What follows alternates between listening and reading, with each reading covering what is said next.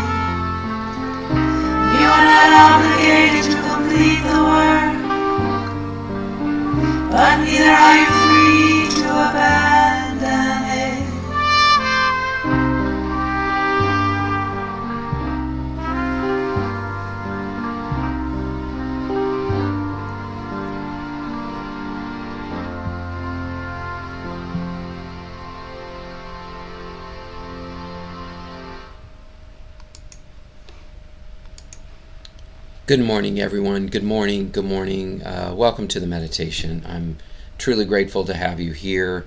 That was a friend of mine, Kath Weider, Weider. She's on YouTube, and it's called Do Justly Now, a song prayer. And I believe it is an actual prayer, and she turned it into a song. And I love her heart. I love her voice. So she's a good person.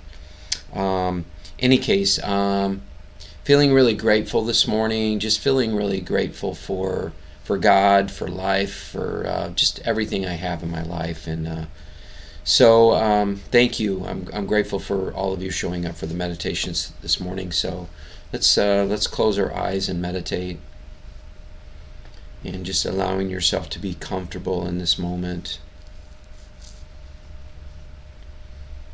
And just taking in a nice deep breath.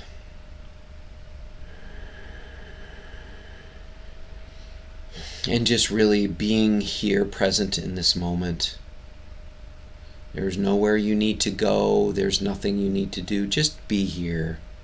Let's just share this moment, this sanctuary of love, the sanctuary of peace, sanctuary of joy, and sanctuary of life, or God, or whatever you want to call it. Just to be in community with each other, to commune with each other out of love, with open hearts, open minds, and just letting go of any blame or judgment that you have of yourself or others. When we come from our mind, there's always plenty to judge, right? There's always plenty to judge when we come from our mind, because our mind is never satisfied. We're never enough. Others are never enough. Because in the end, the mind is just like a giant recorder. It records, this is good, this is bad, this is right, or this is wrong. And as long as we continue to listen and believe the mind, then we will experience suffering. We will experience trouble in the world. And it really does come down to that. And what's also true is we've all bought into where we've believed what the mind is saying to be true, and some of us still do. It's a hard habit to break, because we've been taught all of our lives, use your head, you're not thinking good enough. But unfortunately, we've never been taught in schools about how to step beyond the mind. That the mind has a purpose, but it's not in solving our problems. And it's certainly not our God, not our master. And us, its slave. But that is merely a choice, of course, who we want to follow. Do we want to follow love, God, bliss, again, whatever you want to call it? But I know the mind is not that. The mind can seek out happiness because it thinks it knows what happiness is. But happiness never comes from a belief or a concept. Yes, temporarily it may provide some peace or joy or love, but it's not a lasting and a sustaining peace, joy, and love. Because if you're hooked into some kind of belief or concept or idea, anytime someone or something comes along that does not match that belief, idea, or concept, you will not be able to maintain your joy, peace, or love. And I quite often say this quote because to me it's a very valuable quote, and that's a verse out of the Bible. And it's, I believe, the Apostle Paul speaking of the peace that passeth all understanding. Like there's a peace within us, there's a peace that is us that passes anything that can be understood, meaning it can't be comprehended by the mind. Because the mind is rooted in duality. It's rooted in right, wrong, good, bad. And as long as we come from that perspective, we can never have a sustaining peace, joy, and love. Another verse that I love out of the Bible is, "Be still and know that I am God." And when we look to our mind for our answers, that we believe the mind will find a solution of happiness for us, we cannot still the mind. Because of the very fact that the mind is seeking and searching happiness, of which it believes it knows what that is. It believes it knows how to find it. But just take a deeper look at that. Does the mind know how to truly find happiness, sustaining peace and joy? Because it's all just an idea, a belief, a concept. So it doesn't know how to truly find joy. And so therefore, it doesn't know how to find peace, joy, and love within. It's always an external process.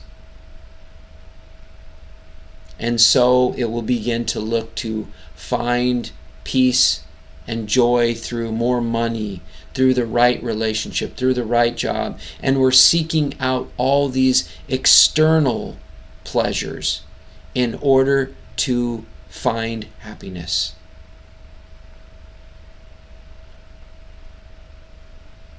And so because the mind does not understand, cannot comprehend what stillness is, what true joy is, what peace is, it only leads our mind to be busy and searching all the time. So when we hear, "Be still and know that I am God," I invite you to explore with the possibility that your mind will never be that which you are seeking. You have to go beyond it. And again, if you do believe in something, an energy, science tells us that energy can never die. What is it within us that can never die? And if you believe it's your thoughts or your mind, because thoughts come and go all the time, even beliefs change, memories fade away, your body certainly will pass, your physical mind will pass as well. So if you are hooking on to the idea, the belief that your intelligence is all of your mind, then you cannot simultaneously understand that you cannot be your mind, because that intelligence is not sustaining. It will fade away, because your mind will fade away. Your mind will someday die along with your body. What is it that never fades away? What is it that never diminishes? What is it that is eternal within you and is you?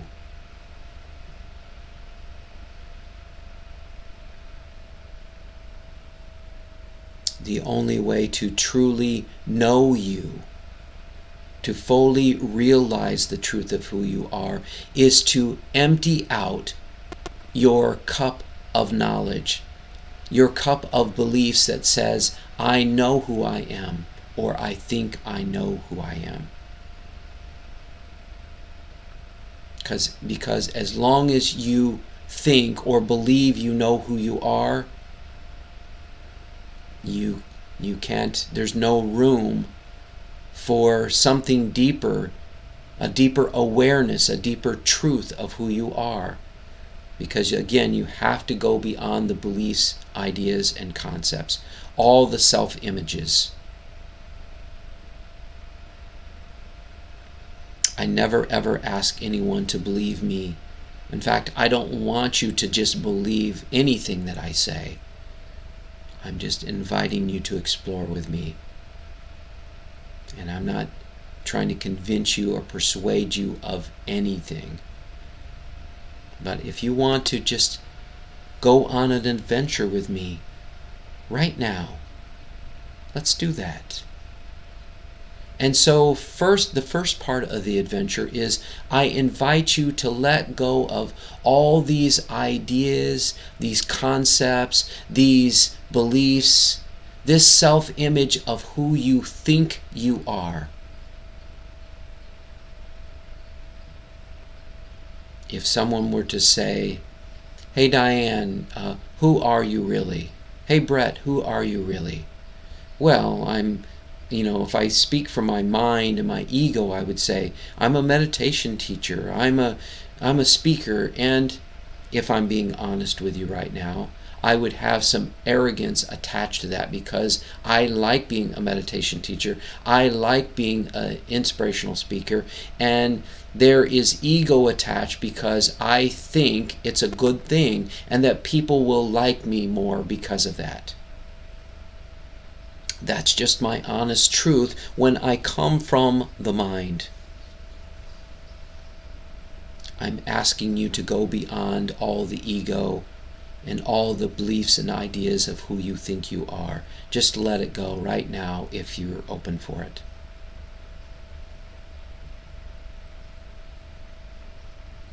Because it's all these self-images, this personality of who we believe ourselves to be. It's all those things that get in the way of really recognizing the truth of who we are. That's why it's so important to empty out all the personality and all these ideas. I also invite you to let go of all the ideas of who you think you are supposed to be.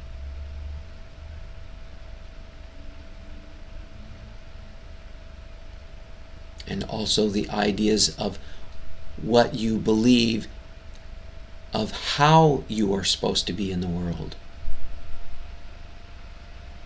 Because we carry around a lot of ideas of how we are supposed to be, and by the way, how others are supposed to be. We're supposed to be kind and loving and spiritual and patient and compassionate.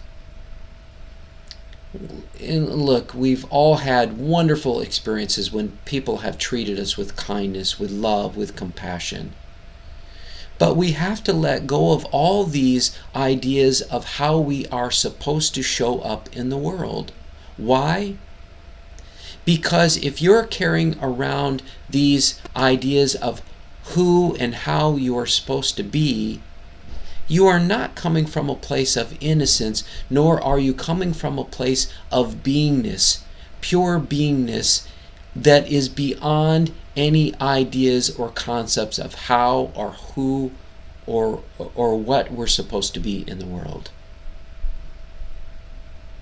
And if you're always supposed to be loving and kind, what happens when somebody punches your child or your loved one in the nose? Are you supposed to be compassionate? At a deeper level, from the core truth of who I am, there's only love, there's only peace, there's only joy and compassion. But we must also make room for what unfolds in each moment and how our ego shows up in each moment. And there's sometimes I'm angry and frustrated and disappointed, and sometimes I even have hatred when I come from my ego. But none of these things are wrong unless we believe it's who we are. If you believe you are those thoughts, if you believe you are those feelings, and the feelings come from believing the thought, right? The guy cuts in front of us in his car, and all of a sudden we're pissed off, like how rude that was. And we experience frustration and anger because we've believed the thought. So can you see that even the feelings are a mental process? And then you say, the ego says, well, wait a minute. What about love? I don't know what I have to say about love. We all know that love is perhaps the highest vibration there is. But is it a feeling or is it just a pure state of being? Because when I'm rooted in that truth of who I am, there's only peace, there's only joy, there's only love. There's no condemnation of myself or others. And I don't need anyone else or anything else to be any different than what it is. And that is pure compassion. Pure compassion for ourselves and for humanity itself. Not needing anything to be any different, but to simply love and accept ourselves and everyone exactly the way we are.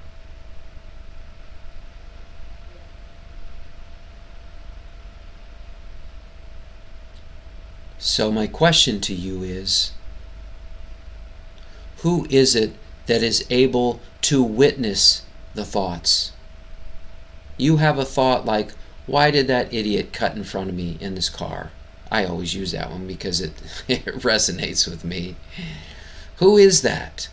Who is it that is able to witness that thought?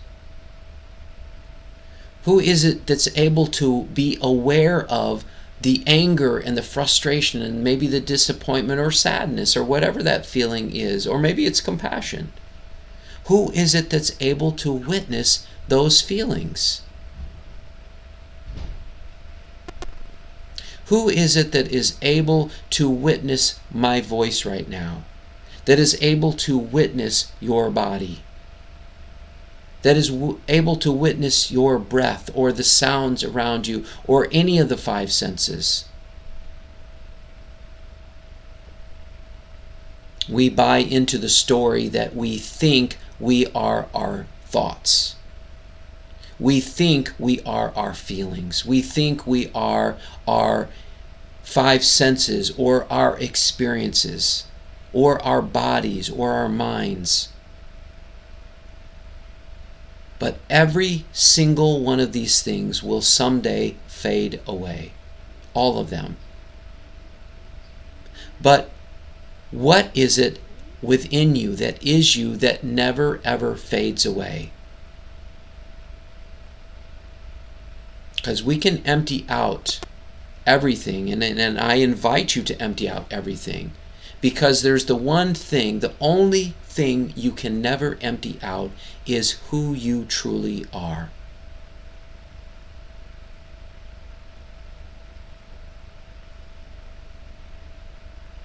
And I could tell you that your love, that your peace, that your joy, but I don't want you to just believe me. I'm simply offering emptying out in a way that you get to experience all the pure freedom and pureness of being of who you are right now in this very moment. And in this moment. And now in this present moment.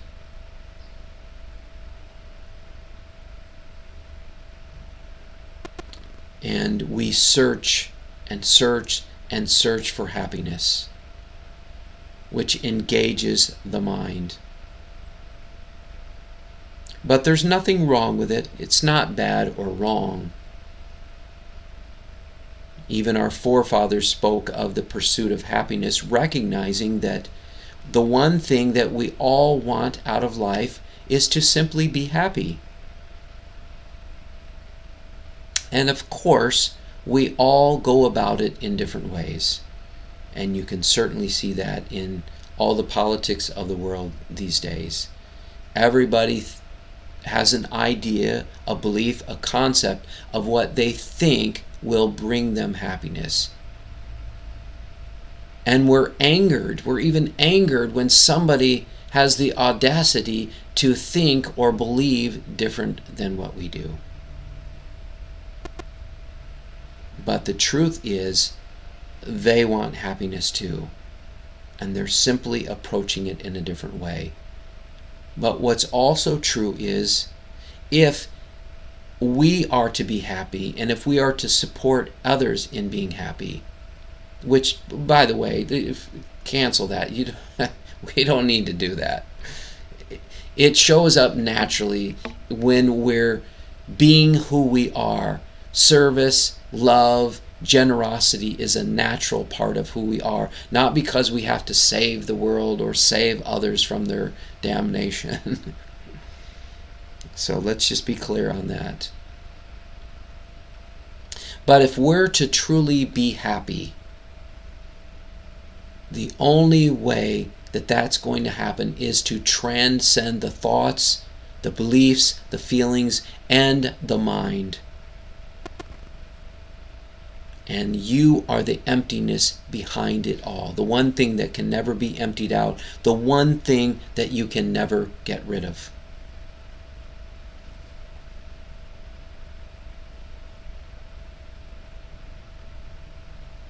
So right now, I invite you to let go of any and all control. And if that's a hard thing for you to do, then I invite you just to do it for the meditation. And if you want to pick it up afterwards, feel free to do so. But the more we can let go of control, we let go of our mind ruling the roost. Because when we talk about or have a desire to be in control, who is it that wants to be in control? Is it your core truth, the truth of who you are? Or is it your mind, because your mind thinks it knows what is best, it knows what happiness is, and it's going to do whatever it takes to get that?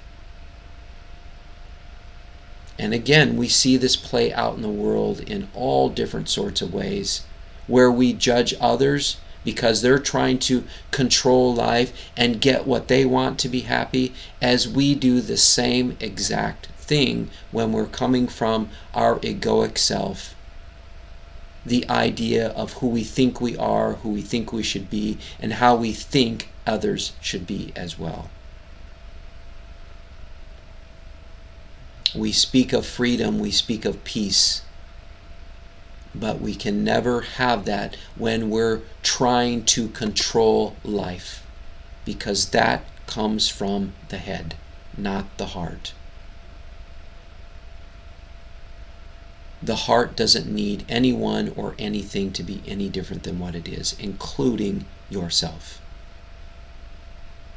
And the head pretty much needs everyone and everything to be different than what it is, including yourself. And of course that's not true, not everything. As we grow, as our small self grows, there are changes and there are healings, and we see people that really come from good heart spaces in many ways that still don't fully recognize the truth of who they are. But certainly healing takes place, growth takes place. But I'm inviting you to go deeper. Because the truth is, we spend so much time trying to heal issue by issue. And maybe we heal 3 or 4 issues only to see another 3 or 4 present themselves. Why? Because if we are coming from the mind, there will always be something that is broken about us, broken about others, and something that we will always need to fix within ourselves, always. Because we're rooted in duality of good and bad, right and wrong. And as long as we come from that place, there will always be something to fix. And I love the analogy that my teacher gave, and I've heard other awakened teachers use it as well. It's like cutting off branch by branch of the tree, issue by issue of the tree, when all you need to do is remove the tree from the root. What is the root? The root is when you come to a realization that you are not your thoughts or beliefs. And then, no matter what thought, no matter what feeling, no matter what belief shows up, you can recognize it as an illusion, as Maya. And it doesn't matter what kind of thought or belief you have in that space. And I'm going to reveal something to you right now that it may catch some people off guard. It may challenge you, I don't know, but it feels right to share it in this moment. The other day I had so much judgment come up, and then I became aware of my stress. I became aware of my judgment, and I took an honest look at it. And what I heard my ego saying is, I can't stand this person. I hate them. I wish they were dead. I wish somebody would just beat the living crap out of them so that they could come back to a place of humility. I wanted to beat the arrogance right out of them. And you know what? It was an absolutely beautiful experience, because I was able to witness the thoughts, witness the beliefs, witness the ego, witness the feelings. And it moved those energies. It moved me from identifying with that belief as if it's the truth of who I am. So I invite you to just be 100% honest with your thoughts and your feelings, because they are not who you are. When you have stress come up, when you have so-called challenges come up, you're stressed and you're challenged because you're hooked into those thoughts as if they are the truth of who you are. But life and God are bringing exactly what you need so that you can realize you are not those thoughts and you are not those beliefs. Life is trying to disconnect you from identifying with that as if it's the truth of who you are.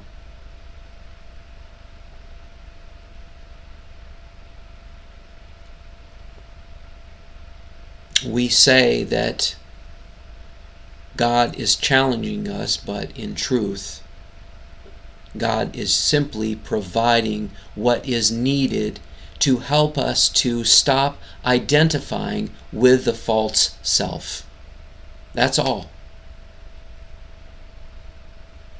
And when you begin to recognize that truth, you also begin to recognize that life and God are always on your side.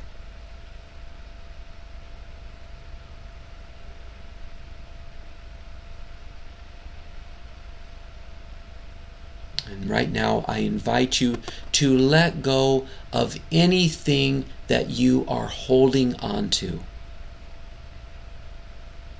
Material things. Maybe you're holding on to a nice car, your home. Maybe you're clinging to your money. Maybe you're clinging to a loved one.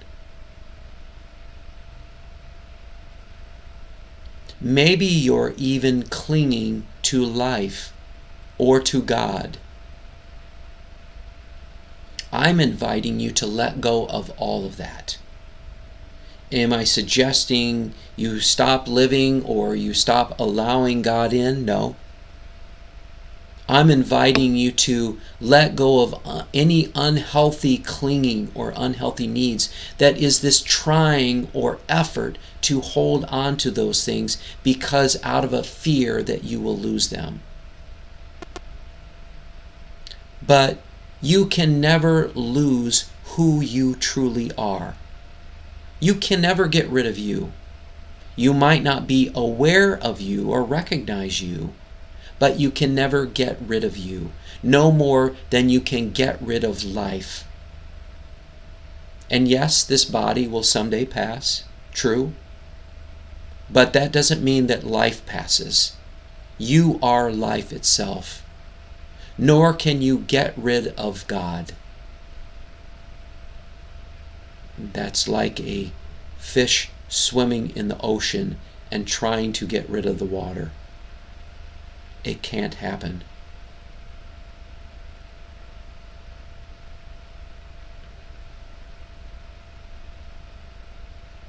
So right now, I just invite you to come back to being aware of your breath.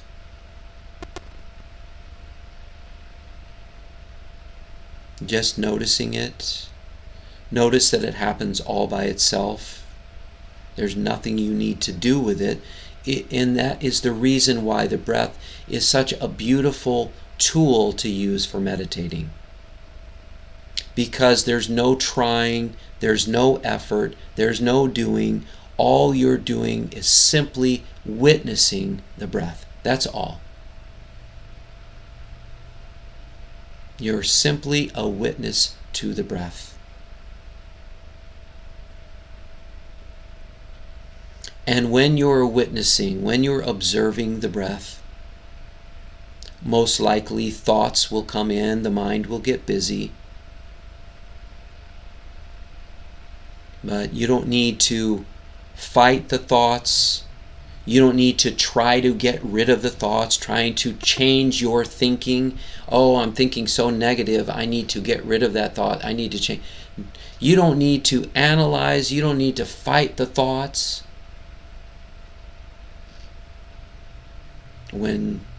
If you want to change your thinking or change your attitude, I invite you to just simply be aware of it. Why? Because you're not your thoughts. You're not your beliefs. You're not your feelings.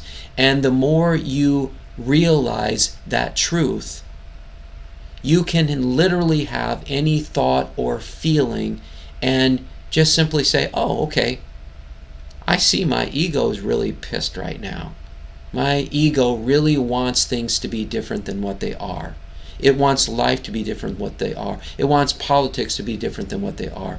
And that ego self, when we witness it, we can be completely at peace with it. And that is the true removing the tree from the root. That is where true peace lies.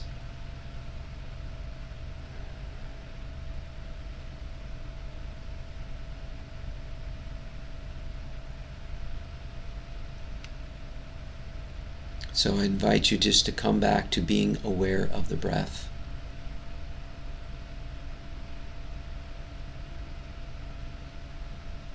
And again, when the thoughts come in, and most likely they will, it doesn't matter whether you have one thought or a million thoughts. That's irrelevant. The only thing that is being asked of you is to simply witness the thoughts, and as soon as you become aware of it, just simply allow it to gently pass on by. Just like a comfortable breeze passing by. You wouldn't fight it or try to get rid of it or make it bad or wrong. You just recognize it's a gentle breeze. It's a comfortable breeze. You allow it to pass on by. You are no more the thoughts than you are the breeze. Just allowing it to gently, effortlessly pass on by. And as soon as you do, just simply come back to being aware of your breath.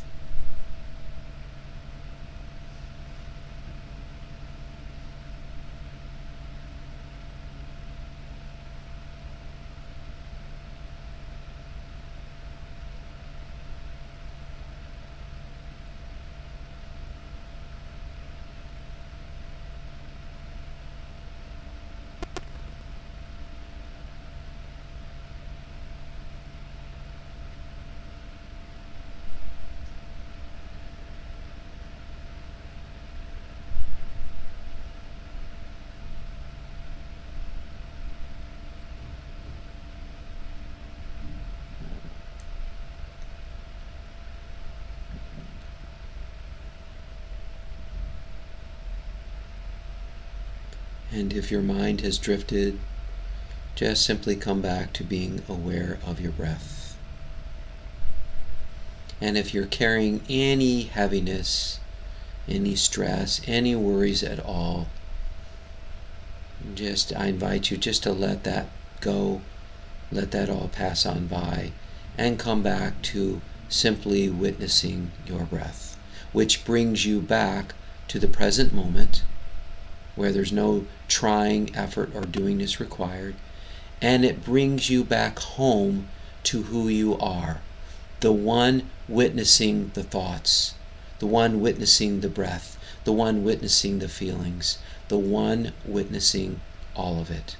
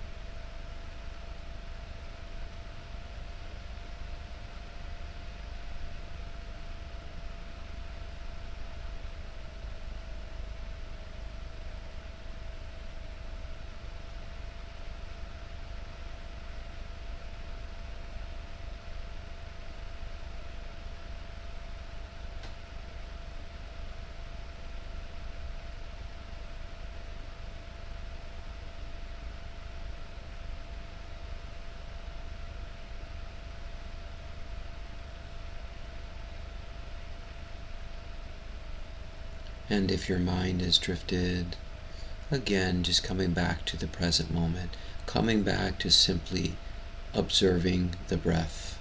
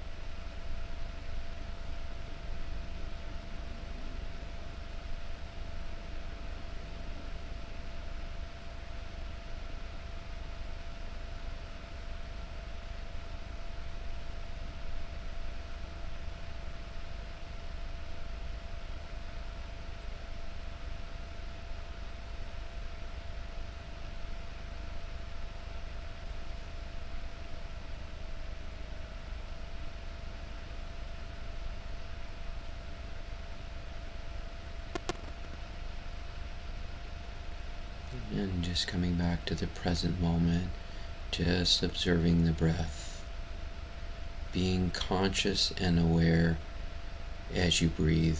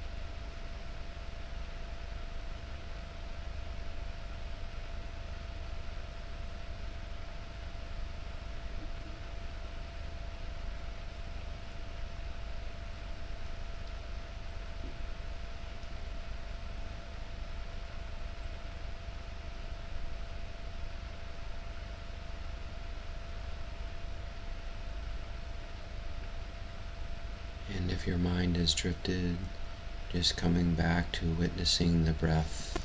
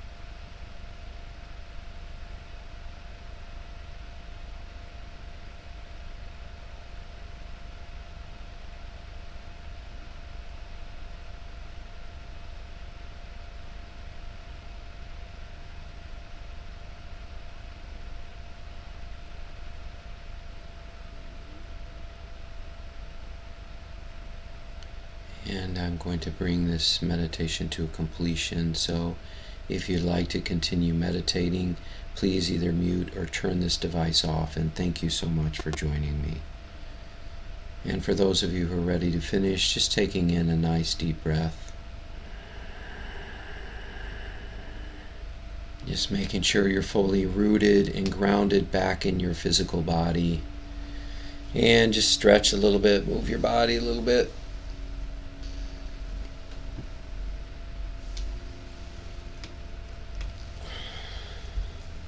And taking your time, and whenever you're ready, opening your eyes. I enjoyed that meditation. I hope you did too. I'm just going to take a quick peek to see who's on Facebook and YouTube, and say hi real quick. And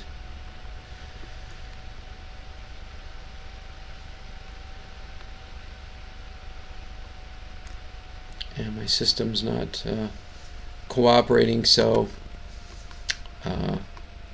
okay, there. Hi, Michelle. Hey, Michelle. I don't know if you're having nice weather out there today, but enjoy your weekend. It's a beautiful day here in sunny Detroit. But thanks again for joining, and I'll maybe see you on Monday then. And let's see, I'm going to go over to YouTube as well.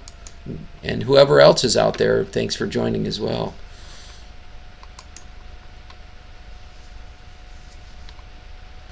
And whoever else is out there, oops, mute that. And yeah, you like the song, Sandy? Yeah, she's got a beautiful voice, and I love how she choreographed 5 different selves of her, in the harmony of it all. It's real nice, very beautiful. So, okay, well, thanks, Sandy. Thanks for joining. Thank you, everybody, for joining. Have yourself a beautiful weekend, and I will connect with you soon. All right, namaste.